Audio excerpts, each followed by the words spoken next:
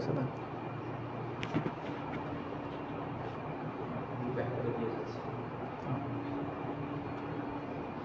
Class তো শুরু না?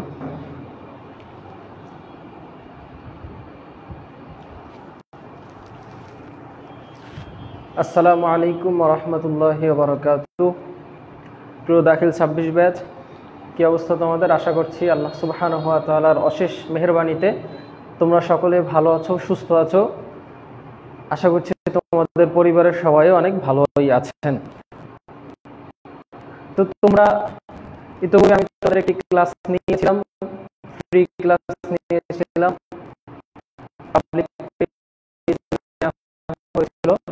আর এখন ক্লাসগুলো ইনশাআল্লাহ আমরা প্রাইভেট নিয়ে নিব পাবলিকলি পুরো পারে। তো তোমরা সবাই কি অবস্থা জানিয়ে দাও, কোথা থেকে দেখছো পাবলিকলি। আসলে ওই দিন একটু ঝামেলা হওয়ার কারণে হয়তো তোমরা অনেকেই লাইভ ক্লাস করতে পারোনি, আর তোমাদের অনেকের সাথেই আমার কথা বা আমার ওরকম পরিচিত হওয়ারও সুযোগ হয়নি।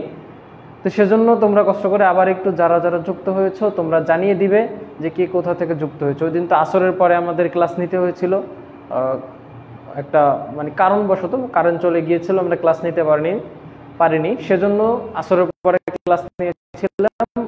আর আসরের পরে অত অনেকে হচ্ছে না, আমি দেখে অল্প কিছু ছিলে তোমরা। তো সেজন্য আমি চাচ্ছি তোমরা আবার একটু তোমাদের কোথা থেকে দেখছো এই বিষয়টা একটু জানিয়ে দাও। এবং হয়তো অনেকের ফেসবুকের নাম অনেক রকমের হতে পারে, তোমার আসল যে নামটা বলে আমি তোমাকে সম্বোধন করতে পারি, তুমি যেটা পছন্দ করো সেই একটা নাম তুমি বলবে, সেই নামটা লিখে দিবে এবং কোথা থেকে যুক্ত হয়েছো সেটা একটু অনুগ্রহপূর্বক জানিয়ে দেবে। আর আমি আমার পরিচয়টা ছোট্ট করে দিয়ে নিচ্ছি। আমি মোহাম্মদ ইনজামুল ইসলাম, পড়াশোনা করছি আল হাদিস অ্যান্ড ইসলামিক স্টাডিজ বিভাগ, ইসলামী বিশ্ববিদ্যালয় কুষ্টিয়া।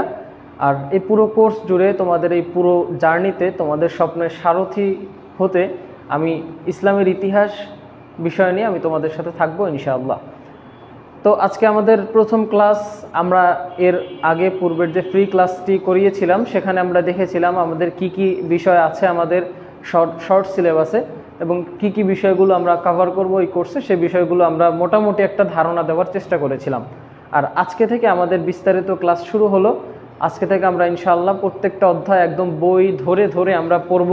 আমরা এমসিকিউ সলভ করব, সিকিউ সলভ করব, আমরা প্রশ্ন প্যাটার্ন নিয়ে আলোচনা করব, প্রশ্ন লেখার পদ্ধতি, কিভাবে সৃজনশীল লিখতে হয় গুছিয়ে, কিভাবে এমসিকিউর উত্তর করতে হবে, কিভাবে সৃজনশীল প্রশ্নগুলো গুছিয়ে অনেক সময় প্রশ্ন কমন না আসলে সেটা আমরা কিভাবে হ্যান্ডেল করব, সেই বিষয়গুলো, এরকম বিষয় ছোট ছোট টিপস ট্রিক্স এগুলো আমরা পড়ার ফাঁকে ফাঁকে দেওয়ার চেষ্টা করবো ইনশাআল্লাহ। সেজন্য তোমাদের কাছে অনুরোধ, কাইন্ডলি তোমরা তোমাদের যে মেইন যে বইটা আছে, পাঠ্যপুস্তক যেটি আছে ইসলামের ইতিহাস, সে বইটা সাথে রাখবে এবং এর পাশাপাশি খাতা কলম সাথে রাখবে। আর হচ্ছে কি এমন একটা জায়গায় বসবে যেখানে কোনো ডিস্ট্রাকশন নেই, যেখানে তুমি মনোযোগের সাথে ক্লাস করতে পারবে, এরকম একটি জায়গায় তুমি বসবে ইনশাআল্লাহ।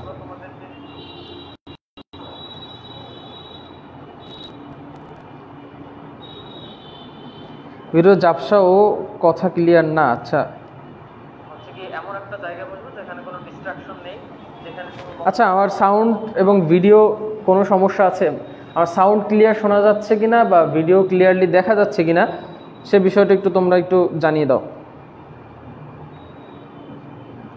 আমি দেখতে পাচ্ছি মুস্তফা যুক্ত হয়েছে, রাকিব, ইমরান, পারভেজ ইসলাম, ইমরান বরিশাল থেকে। ইমরানকে ফ্রি ক্লাসেও মনে হয় দেখেছিলাম।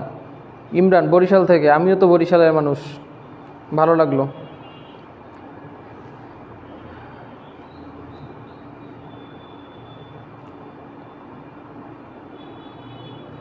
জাকিয়া ফেরদৌস, ওকে, বালিচাঁদ থেকে। আর কে কোথা থেকে? 12 জন যুক্ত হয়েছে। কমেন্টস আছে মাত্র 1 2 3 4 5 জনের কমেন্টস আছে। আর কে কোথা থেকে যুক্ত হয়েছে সেটা একটু জানিয়ে দাও। তো এর ফাঁকে আস্তে আস্তে যারা এখনও যুক্ত হতে পারেনি তারা যুক্ত হয়ে নিক।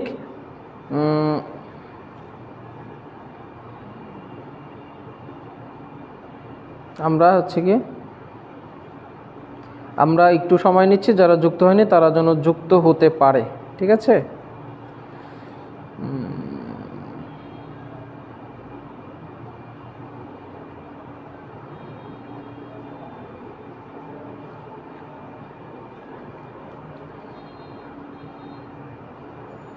ফাউজিয়া নুসরাত, ওয়ালাইকুম আসসালাম। রাকিব সাতক্ষীরা থেকে, ওকে। আর বাকিরা কোথায়? অনেকে যুক্ত হয়ে গিয়েছো। আমি বলেছিলাম যে তোমাদের নামটা বলবে এবং কোথা থেকে যুক্ত হয়েছো সেই বিষয়টা একটু জানিয়ে দেবে ইনশাআল্লাহ। ওকে, তাহলে সবাই যুক্ত হোক, আমরা আস্তে আস্তে আমাদের মূল ক্লাসের দিকে চলে যাচ্ছি। তোমাদের বই হচ্ছে ইসলামের ইতিহাস, দাখিল নবম ও দশম শ্রেণী, তোমরা দাখিল 26 ব্যাচ। তো আমরা একদম প্রথম থেকে আমরা দেখেছিলাম এসি বাতাস কম।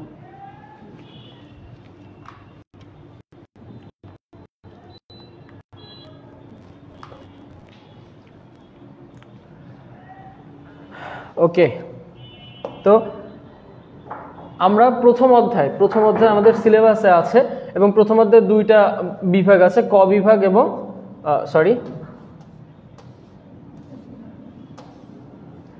ক এবং খ, ঠিক আছে।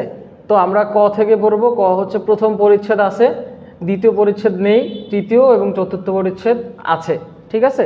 তো আমরা আজকে চেষ্টা করব যে এই যে পুরো ক বিভাগটা মানে প্রাক ইসলামী পটভূমি ও আইয়ামে জাহিলিয়া এটা সম্পূর্ণ শেষ করে দেওয়ার জন্য ইনশাআল্লাহ, যদি সময় পারি।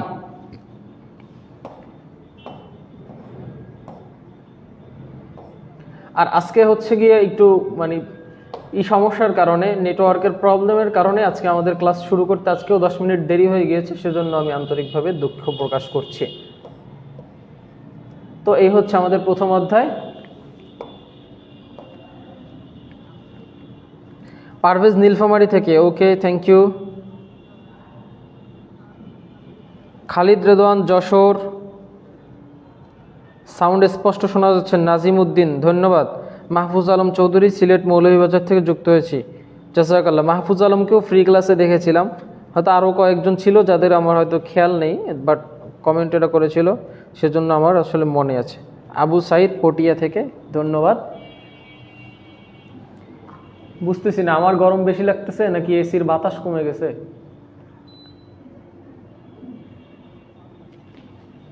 ওকে,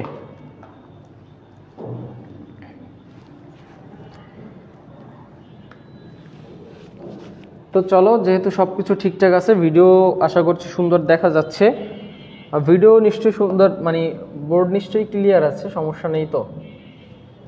কে ভাই বড় হচ্ছিস না কেন? ওকে,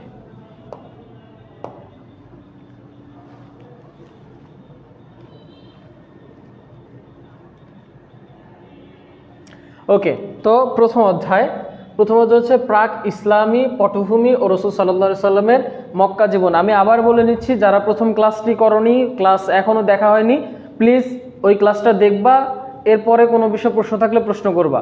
এমনও হতে পারে যে তোমার যে প্রশ্ন আছে, যে প্রশ্নের উত্তর আমি ওই ক্লাসে দিয়ে দিয়েছি, এখন তুমি যদি ওই ক্লাস না করে আবার সে প্রশ্ন করো ভাই, তাহলে সেটার তো মানে উত্তর দিতে গেলে আমাদের সময় নষ্ট হবে। সেজন্য যে ক্লাসটাই হবে ওই ক্লাস আগে দেখবা, এরপরে কিছু না বুঝতে পারলে সেটা নিয়ে প্রশ্ন করতে পারো, ঠিক আছে। কিন্তু ক্লাস না দেখে প্রশ্ন করলে ভাই হয়তো আমি সেটার উত্তর দিব না, স্কিপ করে যাব, কারণ সেটার উত্তর যেহেতু আমি একবার দিয়ে দিয়েছি, সুতরাং আর দেওয়ার কোনো প্রয়োজনীয়তা নেই। স্ক্রিন আর একটু বড় করবো, আচ্ছা।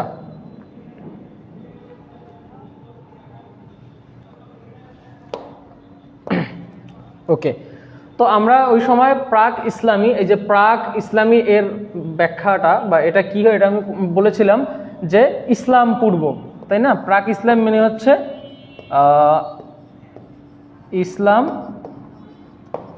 ইসলাম পূর্ব, ঠিক আছে। ইসলাম পূর্ব আরব উপদ্বীপের ভৌগোলিক অবস্থান ও সীমা। ইসলাম পূর্ব আরব উপদ্বীপের ভৌগোলিক অবস্থান ও সীমা, এটা হচ্ছে প্রথম পরিচ্ছেদ।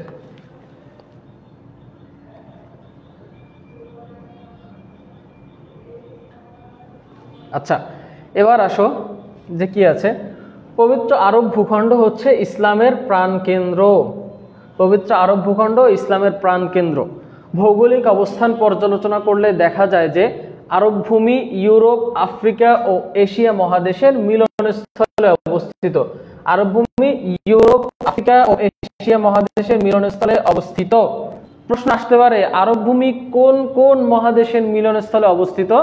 তখন প্রশ্নের উত্তরটা একদম খুবই সিম্পল, ইউরোপ, আফ্রিকা ও এশিয়া মহাদেশের মিলনস্থলে অবস্থিত।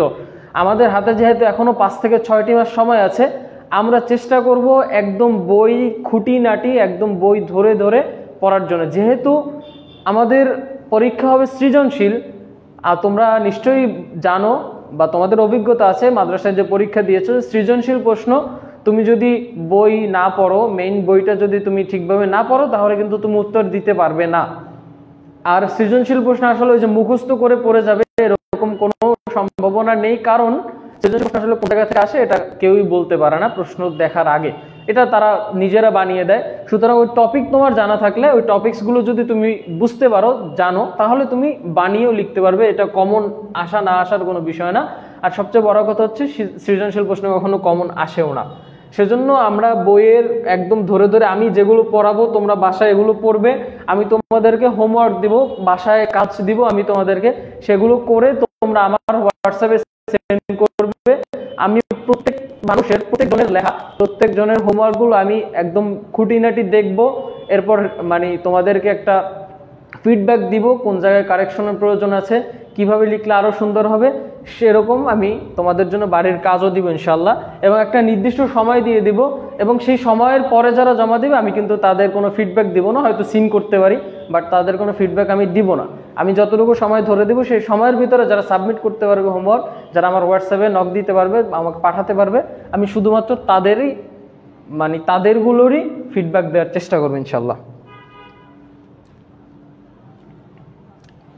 ওকে, তো কি পড়তেছিলাম যে ভৌগোলিক অবস্থান পর্যালোচনা করলে দেখা যায় যে আরব ভূমি ইউরোপ, আফ্রিকা ও এশিয়া মহাদেশের মিলনস্থলে অবস্থিত। এদেশের মাটি পৃথিবীর প্রাচীনতম শিলা। এখান থেকেও একটা এমসিকিউ চলে আসতে পারে, বা সৃজনশীল প্রশ্নের ক নাম্বার প্রশ্নেও এখান থেকে আসতে পারে যে পৃথিবীর প্রাচীনতম শিলা কোনটি। তো এদেশের মাটি, এই যে মানে আরব দেশের মাটি, আরব উপদ্বীপের মাটি পৃথিবীর প্রাচীনতম শিলা। তাই পবিত্র কোরআনে আরবের মক্কা নগরীকে উম্মুল কোরা বা আদি নগরী বলা হয়েছে। এরকম যদি তোমরা পুরো বইটা পড়তে পারো ভাই, তোমাদের এমসিকিউতে আলাদা করে গাইডের এই যে শত শত এমসিকিউ দেখে মাথা ঘুরে পড়ে যাবে, একবার এ পাশে পড়বে, একবার ওই পাশে পড়বে, মাথা ঘুরাবে, বমি চলে আসবে, এরকম করতে হবে না। ঠিক আছে, শুধু এই মেইন বইটা একদম ধরে ধরে দেখে দেখে লাইন বাই লাইন পড়বা, দেখবা যে এমসিকিউর কারবার শেষ, পরবর্তীতে আর ওই গাইডের শত শত এমসিকিউ দেখে মাথা ঘোরাবে না। সাউন্ড সমস্যা হচ্ছে, আচ্ছা হতে পারে এটা নেট প্রবলেম। হ্যাঁ, হোয়াটসঅ্যাপ নাম্বার অবশ্যই দিব, আগে ক্লাস মনোযোগ দিয়ে করো। আচ্ছা, মাঝে মাঝে সাউন্ড যদি আটকে যাচ্ছে সেটা আসলে আমার কিছু করার নাই ভাই, এটা হতে পারে নেট প্রবলেমের কারণে হচ্ছে, এটা একটু কনসিডার করতে হবে, ঠিক আছে। কিন্তু নেটওয়ার্কের বিষয়, ইলেকট্রিক বিষয়গুলো, এগুলো আসলে আমাদের হাতে না, এগুলো যারা নিয়ন্ত্রণ করছে এটা তাদের হাতে। তো এরপরে ধারণা করা হয় যে প্রাচীনকালে হিজাজ অঞ্চলের অন্তর্ভুক্ত তায়ামা প্রদেশের কাছে আরাবা নামক স্থান ছিল। এই আরাবা থেকে কালক্রমে আরব শব্দের উৎপত্তি। তো আরব শব্দের উৎপত্তি আছে কোথা থেকে? আরাবা থেকে। আরাবা শব্দ থেকে আরব শব্দের উৎপত্তি, খুবই গুরুত্বপূর্ণ, ঠিক আছে। আরাবা শব্দ থেকে আরব শব্দের উৎপত্তি। আবার কেউ কেউ মনে করেন ইয়া আরাব থেকে আরব শব্দের উৎপত্তি হয়েছে। ইয়া আরাব ছিল কাহতানের পুত্র সন্তান, ঠিক আছে। তো এখানে আরাবা এটা একটা মত, ইয়া আরাবের নাম থেকে এসেছে এটাও একটা মত। আর কাহতান ছিল দক্ষিণ আরবীয়দের পূর্বপুরুষ, মানে ইয়া আরাবের পিতা যে কাহতান, এই কাহতান ছিল দক্ষিণ আরবীয়দের পূর্বপুরুষ। অন্য একটি তথ্য থেকে জানা যায় যে হিব্রু ভাষায় প্রচলিত আবহার শব্দটি আরব শব্দের সমার্থক।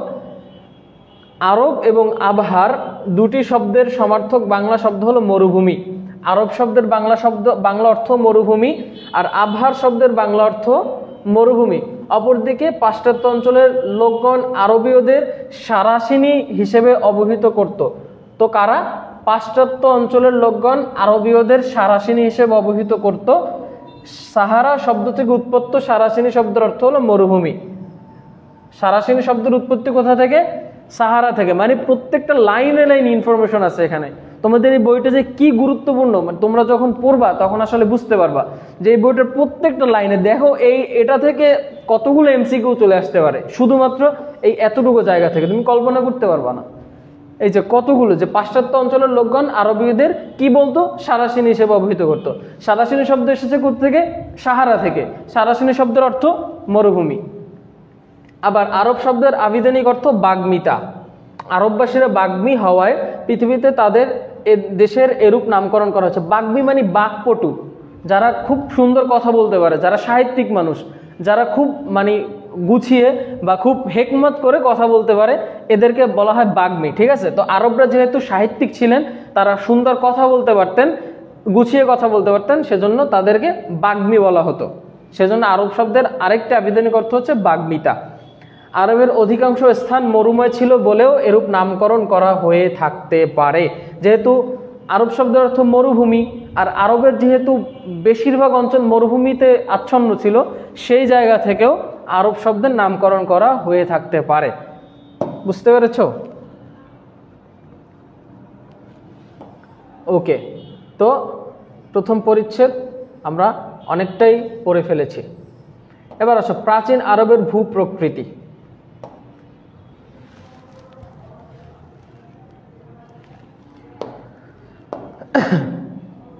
তো প্রাচীন আরবের ভূপ্রকৃতি কেমন ছিল? মানে ভূপ্রকৃতি মানে হচ্ছে তাদের সেই জায়গার অবস্থাটা কেমন ছিল, তাদের জমির কি অবস্থা ছিল, মাটি কেমন ছিল, প্রকৃতি কেমন ছিল, এইসব বিষয় নিয়ে এখানে আমরা আলোকপাত করব। পবিত্র আরব ভূখণ্ড পৃথিবীর সর্ববৃহৎ উপদ্বীপ। উপদ্বীপ মানে কি? চারদিকে সমুদ্র, মাঝখানে মাটি, এটা হচ্ছে দ্বীপ, তাই না? যেহেতু আরব একটা হচ্ছে কি কোনো দ্বীপ না, সেজন্য এটা হচ্ছে একটা উপদ্বীপ। ঠিক আছে, পবিত্র আরব ভূখণ্ড পৃথিবীর সর্ববৃহৎ উপদ্বীপ। এশিয়া মহাদেশের দক্ষিণ পশ্চিমে অবস্থিত এ ভূখণ্ডে 3 দিকে সমুদ্র ও একদিকে স্থল দ্বারা বেষ্টিত।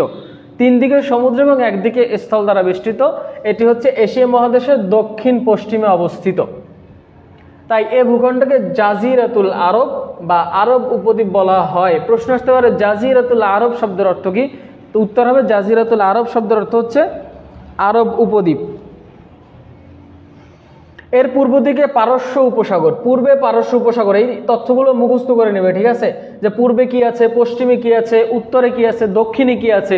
ঠিক আছে, পূর্বে পারস্য উপসাগর, পশ্চিমে লোহিত সাগর, এরপরে আছে উত্তরে সিরিয়া মরুভূমি এবং দক্ষিণে আছে ভারত মহাসাগর। ঠিক আছে, তো এর 3 দিকে, এই যে এটা হচ্ছে এক নাম্বার দিক, এখানে হচ্ছে তোমার পূর্বে পারস্য উপসাগর, তারপর হচ্ছে পশ্চিমে হচ্ছে লোহিত সাগর, আর দক্ষিণে আছে তোমার দক্ষিণে হচ্ছে ভারত মহাসাগর।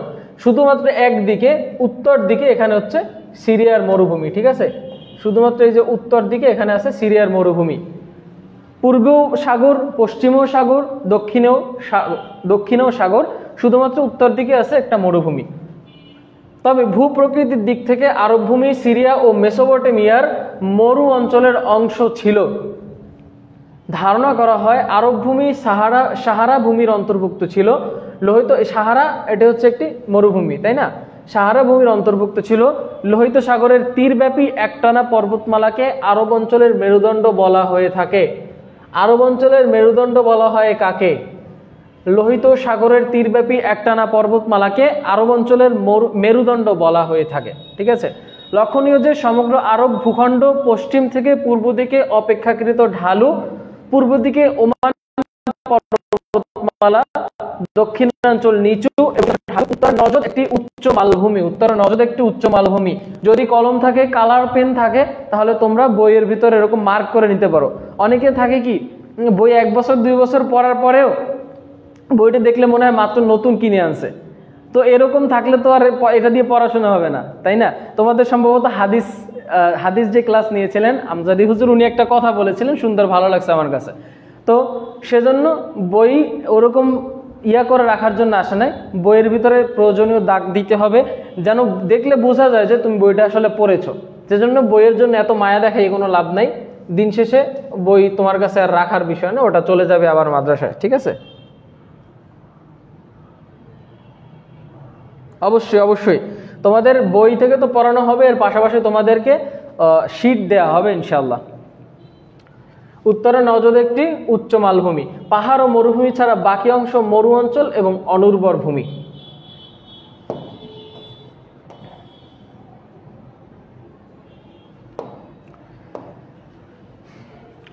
আরবের উত্তরাংশে রয়েছে নুফুদ, আরবের উত্তরাংশে রয়েছে নুফুদ বা সাদা ও লালচে বালিযুক্ত অঞ্চল। তাহলে নুফুদ মানে কি? নুফুদ মানে হচ্ছে সাদা বা লালচে বালিযুক্ত অঞ্চল। কোথাও বা উঁচু ঢিবি, আবার কোথাও বা বালিয়াড়িতে পরিণত হয়ে উত্তর আরবের এক বিস্তীর্ণ অঞ্চল আবৃত করে রেখেছে। উঁচু ঢিবি মানে কোথাও হচ্ছে উঁচু জায়গা, আবার কোথাও হচ্ছে বালিয়াড়ি মানে বালি দ্বারা পরিপূর্ণ উত্তর আরবের এক বিস্তীর্ণ অঞ্চল আবৃত করে রেখেছে। ঠিক আছে, এর প্রাচীন নাম হলো আল বাদিয়া।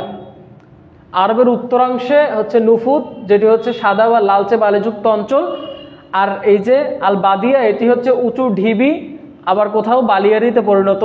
ঠিক আছে, আর এর প্রাচীন নাম হচ্ছে আল বাদিয়া। উত্তরে নুফুদ থেকে দক্ষিণে আর রাব আল খালি পর্যন্ত বিস্তৃত লাল বালিপূর্ণ আদাহনা বা লাল ভূমি দক্ষিণ পূর্ব দিকে এক বিরাট বক্ররেখা বরাবর 600 মাইলের বেশি উত্তীর্ণ। এই যে এই রকমের যে খুঁটিনাটি যে বিষয়গুলো, এগুলো থেকে সচরাচর প্রশ্ন এরকম আসে না, এগুলো জানার জন্য পড়ে রাখবে। ঠিক আছে, পুরনো মানচিত্রে আদাহনা সাধারণত আর রাব আল খালি নামে অবহিত। আর রাব আল খালি অর্থ কি? আর রাব আল খালি অর্থ হচ্ছে ফাঁকা অঞ্চল। ঠিক আছে,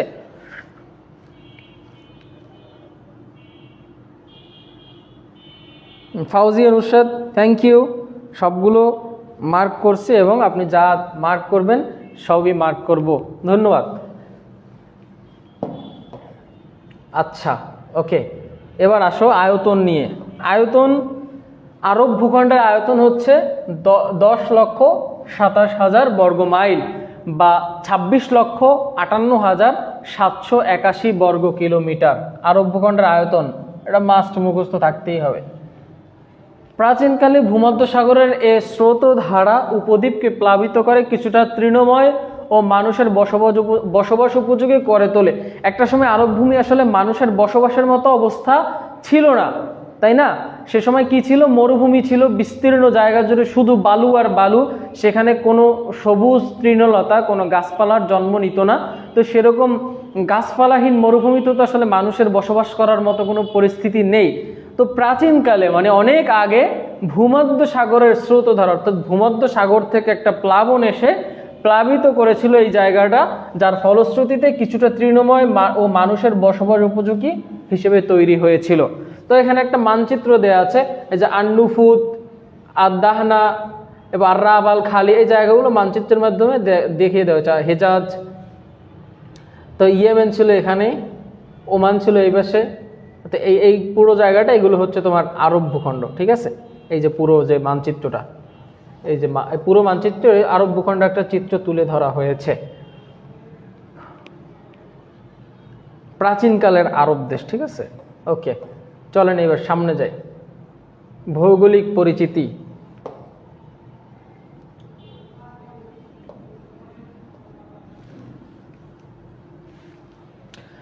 ওকে, কতজন যুক্ত আছেন? 15 জন যুক্ত আছে, এর ভিতরে আমি একজন, আর আমি বাদ দিলে আর থাকে মাত্র 14 জন।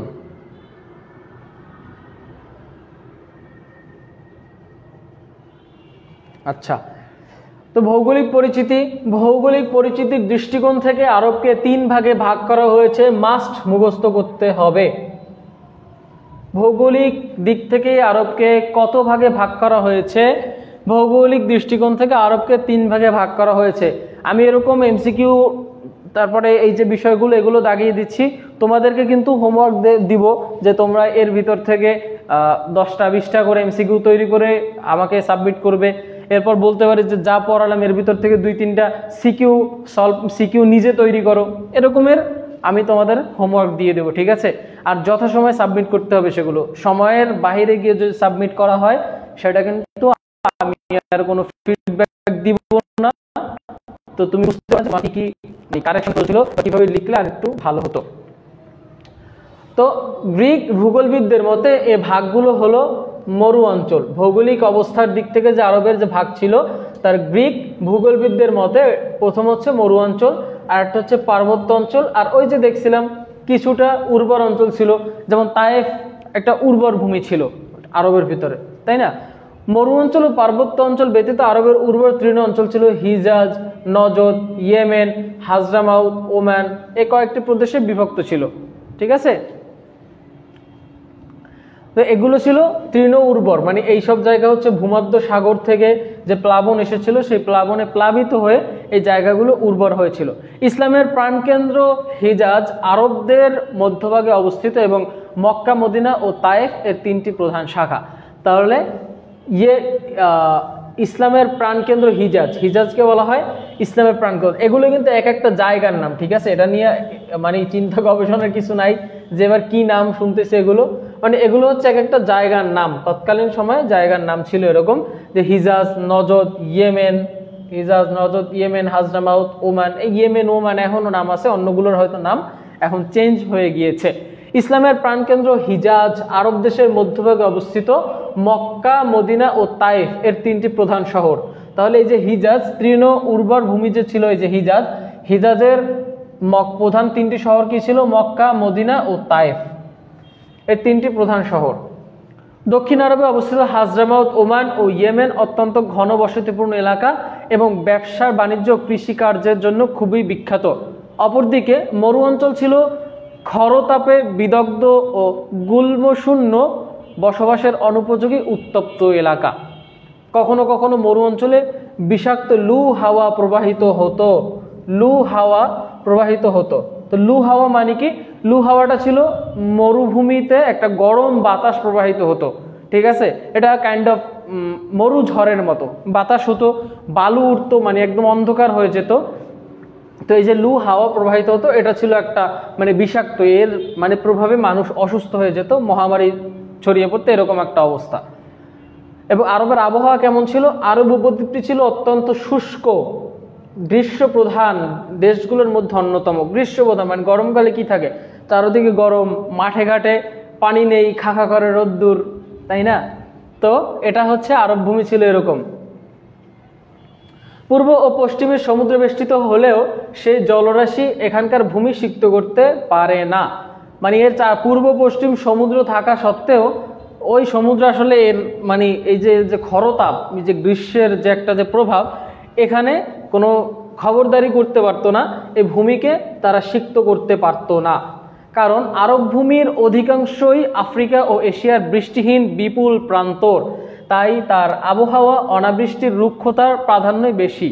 দক্ষিণ সমুদ্র থেকে স্বাভাবিক কারণে জলবাহী মেঘ ওঠে, কিন্তু মরুর বালুঝড় সাইমুম, ঠিক আছে? সাইমুম মানে কি? মরুর বালুঝড়, তা বাতাসেই শুষে নেয়। ফলে সেই মেঘ যখন আরবের প্রত্যন্ত অঞ্চলে পৌঁছায় তখন তাতে জলীয় বাষ্প আর অবশিষ্ট থাকে না। মানে এখানে বলা হচ্ছে যে ওই যে মরুভূমির যে এতটা তাপ ছিল বা এই যে মরুঝড়ের এতটা প্রভাব ছিল, যেহেতু এটা ছিল আফ্রিকা ও এশিয়ার বৃষ্টিহীন এলাকা, যার কারণে মরুভূমি থেকে যে মেঘটা তৈরি হতো সেই মেঘটা আরব ভূমিতে আসতে আসতে আরবের যে একটা যে প্রভাব ছিল, গ্রীষ্মের যে একটা প্রভাব ছিল, খরার যে একটা প্রভাব ছিল, যার কারণে মেঘটা আর অবশিষ্ট জলীয় বাষ্প অবশিষ্ট থাকতো না, ওটা শুকিয়ে যেত, যার ফলশ্রুতিতে এখানে আর কোনো বৃষ্টিপাত হতো না। এই যে মরুঝড় সাইমুম, মরুর বালুঝড়কে সাইমুম বলা হয়। ওমান, হাজরামাউত, হিজাজ প্রভৃতি উপকূলবর্তী অঞ্চল ও পানি বিধৌত উপত্যকায় সামান্য বৃষ্টিপাত হয়। চাষের উপযোগী বৃষ্টিপাত হয় ইয়েমেন ও আসির প্রদেশে। ইয়েমেনের আধুনিক রাজধানী সানা সমুদ্র হতে 700 ফুট মানে 213.36 মিটার উচ্চ অবস্থিত এবং এটি আরবের অন্যতম সুন্দর ও স্বাস্থ্যকর স্থান। তাহলে আরবের অন্যতম সুন্দর ও স্বাস্থ্যকর স্থান কোনটি? সানা, যেটি হচ্ছে ইয়েমেনের আধুনিক রাজধানী, মানে বর্তমান যে আধুনিক সময়ের যে রাজধানী সানা, ঠিক আছে? তো এখানে কি দিল? প্রাচ্য। আচ্ছা,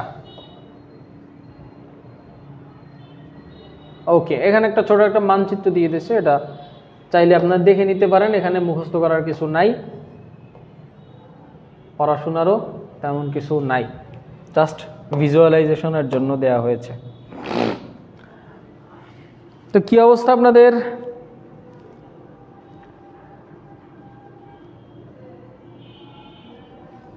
ও আচ্ছা আচ্ছা, বইয়ের পৃষ্ঠা পুরো দেখান। কোন পৃষ্ঠার কথা বলতেছো? আচ্ছা,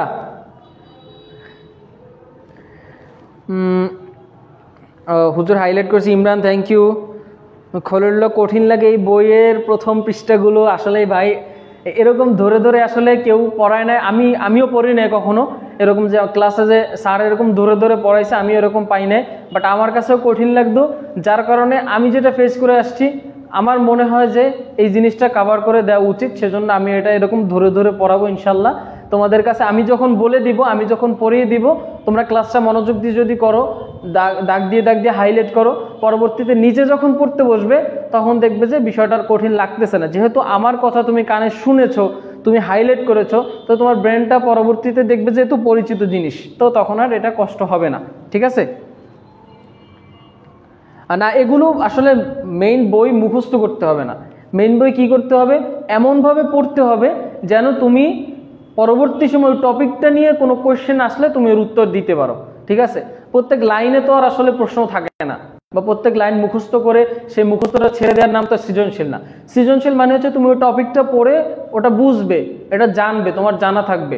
এরপর কেউ যখন প্রশ্ন করবে বা প্রশ্নে যখন তোমার সৃজনশীলটা আসবে বা এমসিকিউ আসবে, তখন যেন তুমি লিখতে পারো, এরকম একটা যোগ্যতা তৈরি করতে হবে। একবার, দুইবার, তিনবার এরকম পড়তে পারো। ঠিক আছে, এটা মুখস্থ করার কিছু নাই, মুখস্থ করার উদ্দেশ্যে পড়াও যাবে না। ঠিক আছে, তবে যে বিষয়গুলো হাইলাইট করে দিচ্ছে, মানে মার্ক করে দিচ্ছি, এই বিষয়গুলো অবশ্যই তোমার জানা থাকতে হবে, বা এই বিষয়গুলো একদম পড়ার সময় ভালো করে দেখে নিলে এটা এমনিতে মুখস্থ করার চিন্তা না থাকলেও মুখস্থ হয়ে যাবে ইনশাল্লাহ।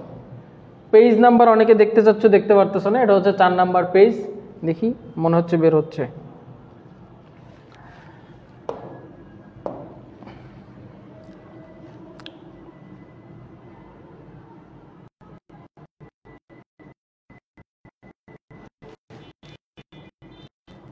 আমি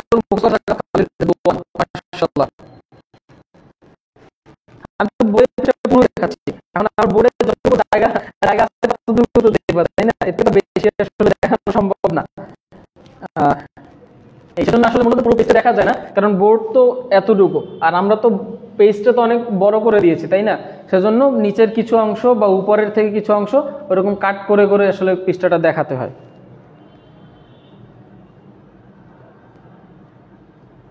হ্যাঁ, আমি ফার্স্ট ইসলামের ইতিহাসটা বইটা পড়তেছি।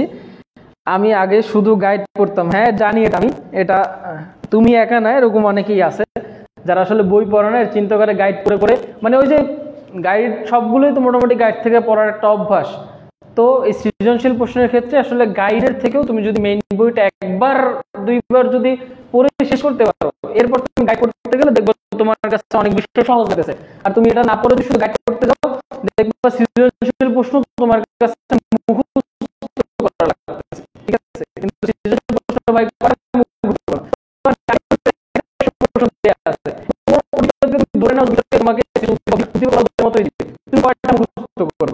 তাই না? তো সেজন্য তুমি যদি বইটা পড়ে যাও, এর পাশাপাশি যদি গাইড সহযোগিতা নাও, সেক্ষেত্রে হচ্ছে ভিন্ন জিনিস। বাট তোমার মূল অস্ত্র, তোমার মূল পাথেও হচ্ছে মেইন বইটা, এর পাশাপাশি গাইডের সহযোগিতা নিবে তুমি। ঠিক আছে, সমস্যা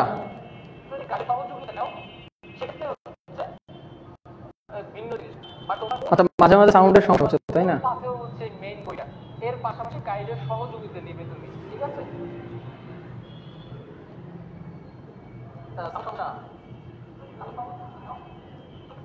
আচ্ছা, নেটওয়ার্কে ভালো সমস্যা করতেছে।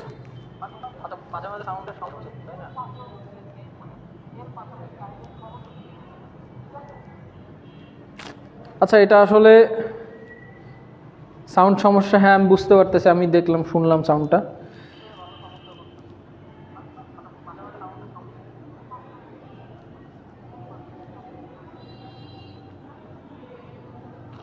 আচ্ছা, এটা আসলে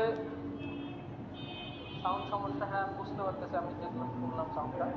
আচ্ছা, এখন মনে হয় ঠিক হয়েছে, মানে মাঝে মাঝে হচ্ছে নেটওয়ার্কটা ভালো সমস্যা করতেছে।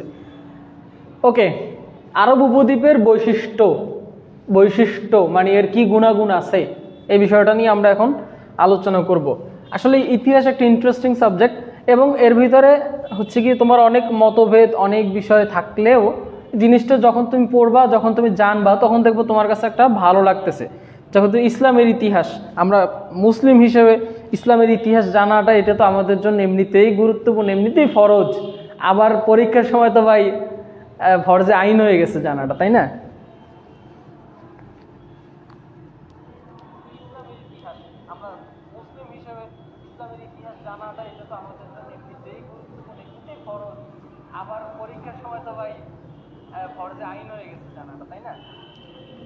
আচ্ছা, এখন মনে সাউন্ড ক্লিয়ার আছে? ইমরান হোসেন ক্লিয়ার বলছো, ওকে।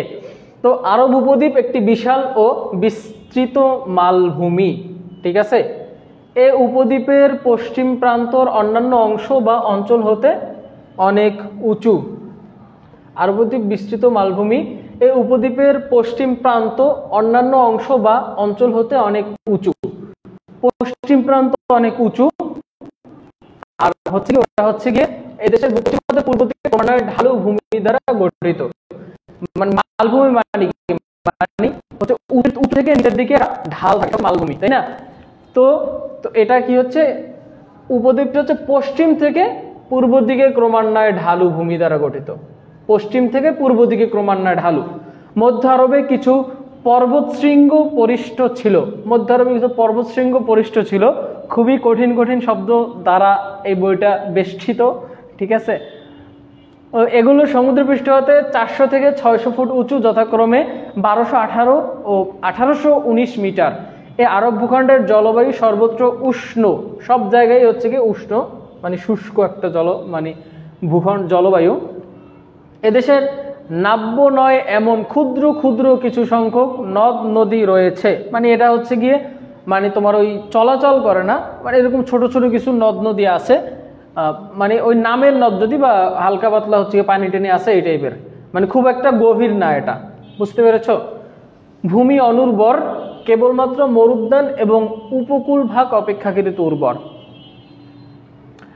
ভৌগোলিক বৈশিষ্ট্যের জন্য আরব উপদ্বীপ এশিয়া, ইউরোপ ও আফ্রিকা মহাদেশের মিলন কেন্দ্র হিসেবে বিদ্যমান থেকেও যেন সমগ্র বিশ্ব হতে বিচ্ছিন্ন ছিল। ভৌগোলিক বৈশিষ্ট্যের জন্য মানে ভৌগোলিক এই পরিস্থিতির জন্য আরবে কোনো মানুষ ওরকম বসবাস করতো না, বা পৃথিবীর অন্যান্য জায়গা থেকে আরবে ওরকমের যাতায়াত ছিল না, যার কারণে এরকম একটা মিডল পয়েন্টে এরকম একটা গুরুত্বপূর্ণ জায়গায় অবস্থান করতেও ভূখণ্ড মোটামুটি পৃথিবী থেকেই বিচ্ছিন্ন ছিল। পৃথিবীর সাথে কোনো ব্যবসা বাণিজ্য বা অন্যান্য সম্পর্ক তাদের ছিল না।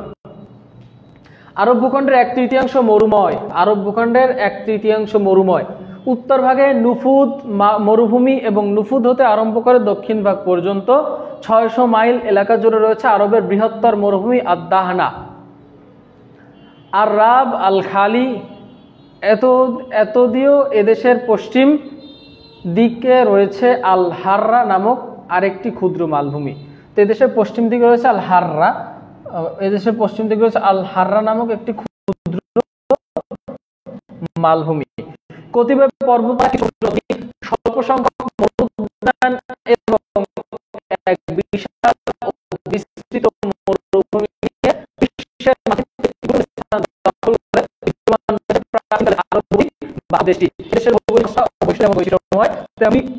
গুরুত্বপূর্ণ বটে। বিষয়গুলো একটু কঠিন বা ইন্টারেস্টিং নাও লাগতে পারে, বাট আমরা আস্তে আস্তে যখন সামনের দিকে যাব, আমরা যখন সিরাতের পাঠে ঢুকবো, সে সময় ইনশাআল্লাহ আমাদের কাছে জিনিসটা খুবই ইন্টারেস্টিং লাগতে শুরু করবে।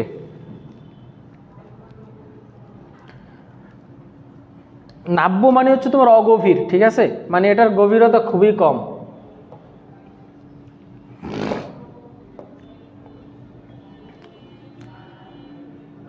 আরবের ফসলাদি ও প্রাকৃতিক সম্পদ। আরবে কি কি ছিল, এদের ফসলাদি কি ছিল? খেজুর আরবের প্রধান খাদ্য। খেজুর ছাড়া তাদের জীবন ধারণ করা ছিল কষ্টকর।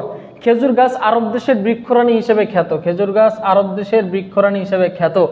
স্থানীয় লোকজনের বহুবিধ প্রয়োজন ছাড়াও খেজুরের বীজ চূর্ণ করে উটের খাদ্য হিসেবে ব্যবহার করা হয়। তো কি ব্যবহার করা হতো? খেজুরের বীজ চূর্ণ করে উটের খাদ্য হিসেবে ব্যবহার করা হতো। খেজুর গাছের মিষ্টি রস আরব পানীয় ছিল। প্রতিদিন হলো দুটি কৃষ্ণ দ্রব্য, আল আসওয়াদান। আল আসওয়াদান মানে কি? দুটি কৃষ্ণ দ্রব্য বা দুটি কালো জিনিস, একটা হচ্ছে পানি আর একটা হচ্ছে খেজুর। তাহলে প্রত্যেক বেদুইনের দুটি স্বপ্ন ছিল, কৃষ্ণ দ্রব্য, একটা হচ্ছে পানি আর একটা হচ্ছে খেজুর। হিজাজে প্রচুর পরিমাণে খেজুর উৎপন্ন হতো, এটা গুরুত্বপূর্ণ। হিজাজে প্রচুর পরিমাণে। ইয়েমেনে কয়েকটি মৌল উৎপন্ন হয়। গম ঘোড়ার খাদ্য হিসেবে চাষ হয় বার্লি। আরে এক লাইন থেকে আরেক লাইনে চলে আসছে। তাহলে ঘোড়ার খাদ্য হিসেবে কি ব্যবহৃত হতো? বার্লি। কয়েকটি অঞ্চলে ভুট্টা, ওমান এবং হাসার ধান উৎপন্ন হয়। আল হাসায় ধান উৎপন্ন হতো। আরবে মরুদ্যানে উৎপন্ন অন্যান্য ফলের মধ্যে বেদানা, বাদাম, কমলালেবু, কাগজি লেবু, আখ, তরমুজ ও কলা ছিল উল্লেখযোগ্য। আরবের কোনো কোনো অঞ্চলে প্রচুর পরিমাণে খনিজ দ্রব্যের সন্ধান পাওয়া যায়। প্রাচীনকালে আরবের ইয়ামান অঞ্চল কেন্দ্রীয় আরব কয়েকটি স্থানে খাটানো হতো। আরবের প্রাকৃতিক সম্পদের মধ্যে রয়েছে পেট্রোল, গ্যাস, কয়লা, খনিজ ইত্যাদি। পেট্রোল, গ্যাস, স্বর্ণ, কয়লা ইত্যাদি। আরবের প্রাণী, আরবে কি কি প্রাণী ছিল?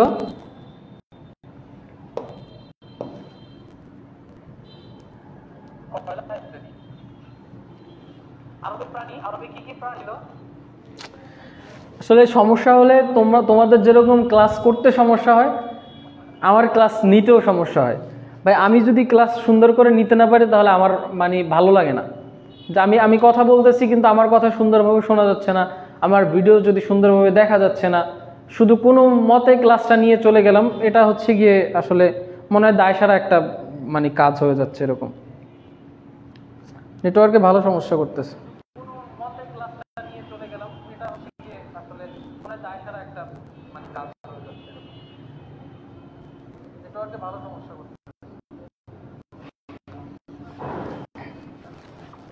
আচ্ছা আমাদের কি গাইড কিনতে হবে? আচ্ছা তোমরা যদি চাও গাইড কিনতে পারো, এটা আমি নিষেধ করবো না, বাট আমরা তোমাদের লেকচার শিট প্রোভাইড করবো ইনশাল্লাহ। এবং আমরা তোমাদের তার ভিতরে হচ্ছে গিয়ে তোমাদের সিকিউ, এমসিকিউ এগুলো সবই দেয়া থাকবে। কিন্তু তোমার হাতে যদি সেরকম তুমি পড়তে আরো বেশি করে পড়তে চাও, তুমি যদি আরো করতে চাও, তাহলে তুমি গাইড কিনতে পারো, ঠিক আছে? এবং যদি হার্ড কপি হাতে নিয়ে পড়তে চাও তাহলে সেক্ষেত্রে তুমি গাইড কিনতে পারো চাইলে। যেহেতু তোমার যত অ্যাসেট বেশি থাকবে, তোমার সংগ্রহে বেশি জিনিস যত বেশি থাকবে, তুমি বেশি জানতে পারবে, তোমার সম্ভাবনা তত বাড়বে, ঠিক আছে? একটা জিনিসের উপর নির্ভর না করে তুমি যদি একাধিক বিষয় নিয়ে একাধিক জিনিসের উপর ভরসা নির্ভর করতে চাও তাহলে সেটা করতে পারো।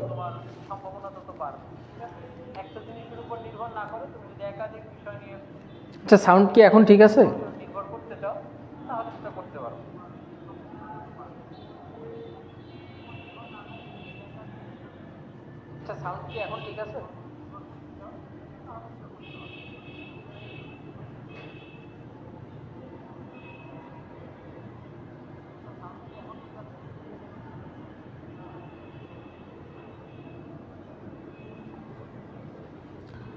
আচ্ছা আমরা একটু দেখি একটা মানে জায়গায় যাওয়ার চেষ্টা করি, ঠিক আছে? দেখি কত দূর যাওয়া যাবে। আমরা একটা পরিচ্ছেদ অন্তত শেষ করি, ঠিক আছে? এরপরে আমরা শেষ করে দিই, যেহেতু অনেক সমস্যা করতেছে আসলে। মানে একটা মাঝপথে ছেড়ে না দিয়ে আমরা এই দ্বিতীয় পরিচ্ছেদ তো তোমাদের নেই, তাই দ্বিতীয় পরিচ্ছেদ আগ পর্যন্ত আমরা পড়িয়ে শেষ করে দিই। যেহেতু আজকে চাচ্ছিলাম ক বিভাগ পুরোটা শেষ করব, বাট যেহেতু সমস্যা হচ্ছে সেক্ষেত্রে আমরা সামনে আগাবো না। এরকম আসলে এমন ক্লাস নিতে চাই না আমি যে ক্লাসে কোনো উপকারিতা নেই, যে ক্লাসে তোমরাও বুঝবে না, আমিও বুঝাতে পারবো না। আমি চাই যতটুকু পারি ইনশাল্লাহ ক্লাস ভালো করে নিব ইনশাল্লাহ। ওকে, তো আরবের প্রাণী, আরবের জীবকুলের মধ্যে চিতাবাঘ, হায়না, নেকড়ে, শিয়াল ও গিরগিটি উল্লেখযোগ্য। তাহলে কি কি ছিল? চিতাবাঘ, হায়না, নেকড়ে, শিয়াল ও গিরগিটি। শিকারী পাখির মধ্যে ছিল ঈগল, বাজ পাখি ও পেঁচা। অতি পরিচিত পাখির মধ্যে ঝুটিওয়ালা পাখি, হুদহুদ, বুলবুল, পায়রা ও আরবি সাহিত্যের আল কাতা নামে পরিচিত এক ধরনের তিতির পাখি। তো এগুলো থেকে প্রশ্ন আসতে পারে, ঠিক আছে? গৃহপালিত পশুর মধ্যে ছিল উট, ঘোড়া, গাধা, সাধারণ কুকুর, শিকারী কুকুর, বিড়াল, ভেড়া, ছাগল ইত্যাদি। দৈহিক সৌন্দর্য, কষ্ট সহনশীলতা, বুদ্ধি এবং মনিবের প্রতি মর্মস্পর্শে আনুগত্যের জন্য সুপ্রসিদ্ধ ও উত্তমভাবে প্রতিপালিত আরবীয় ঘোড়া এক অনন্য দৃষ্টান্ত। আরবীয় ঘোড়া। উটের সাহায্য ছাড়া মরু অঞ্চল কখনোই মানুষের বাসযোগ্য হয়ে উঠতে পারত না।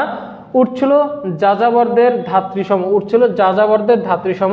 উত্তপ্ত মরুতে উট ছিল আরবের একমাত্র যাতায়াতের বাহন, সেজন্য উটকে মরুভূমির জাহাজ বলা হয়। পবিত্র কোরআন শরীফে আরবদের জন্য এক বিশেষ অবদান হিসেবে উটের কথা উল্লেখ করা হয়েছে। আরবদের মধ্যে উটের ব্যবহার ছিল বৈচিত্র্যপূর্ণ, যার যত বেশি উট ছিল সে ছিল তত বেশি ধনী। উট বেদুইনদের নিত্য সহচর ও পথের বন্ধু। উটের মাংস তাদের খাদ্য এবং দুগ্ধ হিসেবে পুষ্টিকর পানীয় ছিল। উটের মাংস তাদের খাদ্য এবং দুগ্ধ হিসেবে পুষ্টিকর পানীয় ছিল। উটের চামড়া দিয়ে তারা তাবু পশম দিয়ে পোশাক তৈরি করত। চামড়া দিয়ে তাবু এবং উটের পশম দিয়ে তারা পোশাক তৈরি করত।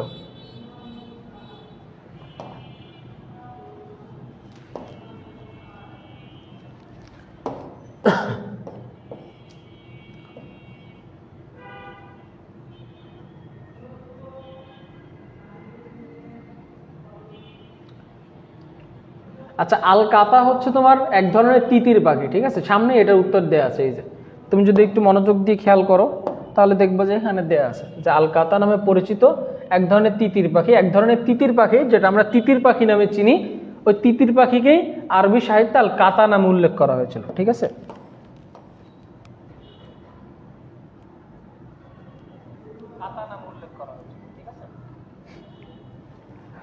আমি যখন পড়ানো শুরু করি তখন সমস্যা হয়, এটা কি বলবো। আচ্ছা,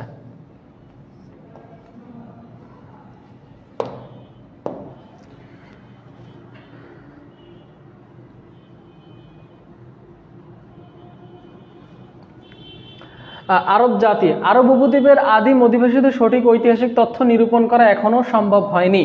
তবে স্বকীয়তা এবং স্বাতন্ত্র্যবোধে উদ্দীপ্ত আরব জাতি প্রধানত দুভাগে বিভক্ত। আরব জাতি প্রধানত দুভাগে বিভক্ত, আরবে বাইদা আর আরবে বাকিয়া, ঠিক আছে?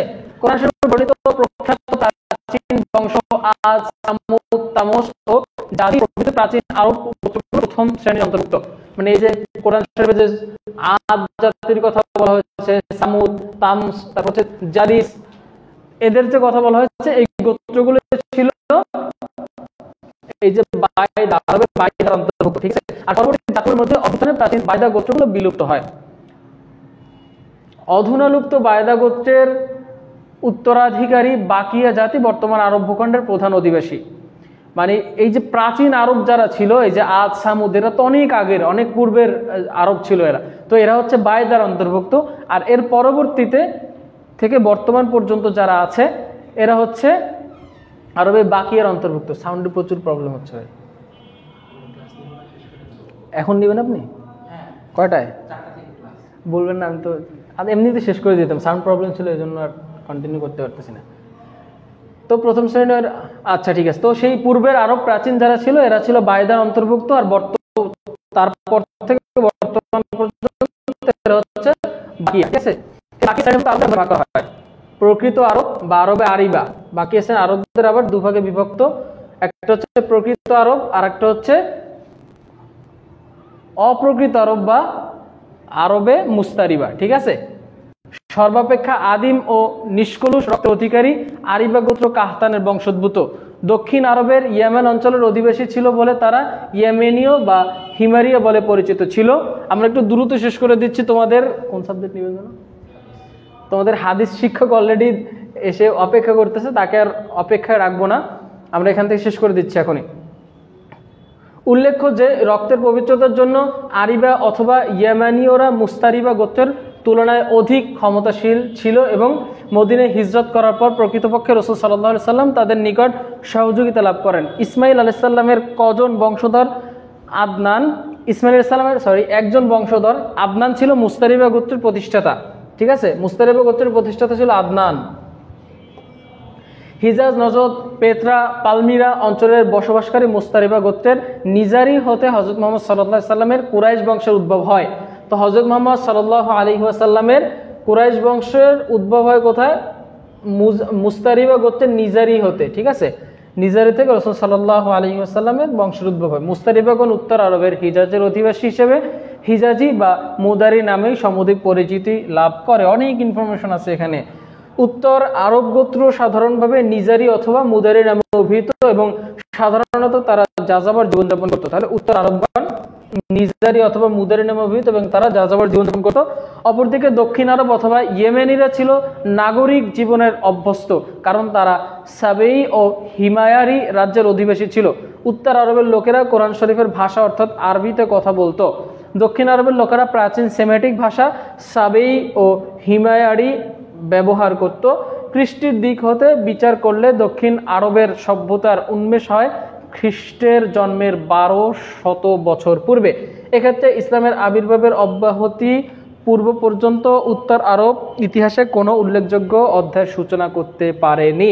তো এই ছিল আমাদের আজকের ক্লাস, এ পর্যন্তই আজকের পড়াশোনা।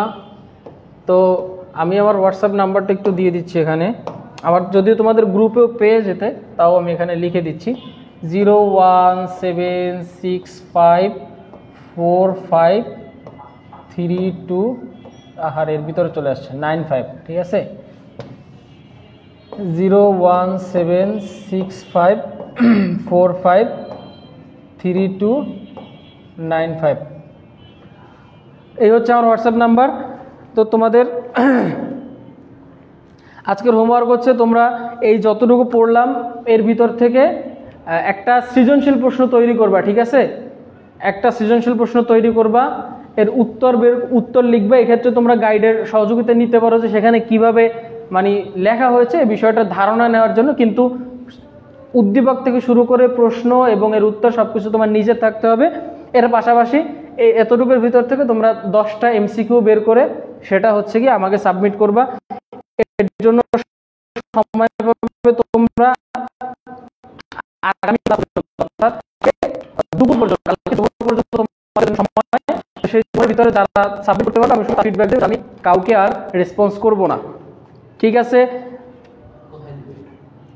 আমার হোয়াটসঅ্যাপে এই যে নাম্বার দিয়ে দিচ্ছি, এটা আগেই বলে দিছিলাম। তো ঠিক আছে, এই ছিল আজকের আমাদের ক্লাস। তোমরা ভালো থেকো, সুস্থ থেকো, সকলের জন্য শুভকামনা রেখে আজকের ক্লাস এখানে শেষ করছি। আসসালাম।